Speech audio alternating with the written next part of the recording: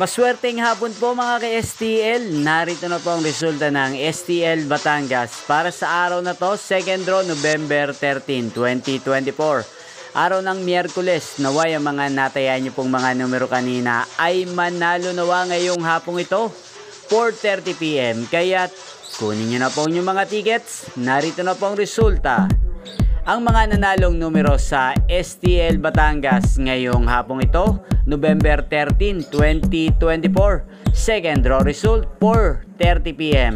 Ang mga numerong nanalo, 15 at 6 in exact order. Sa lahat po ng tumaya kanina para sa second draw ng 15 at 6, congrats po sa inyo. Panalo po kayo. Again, 15 at 6 in exact order.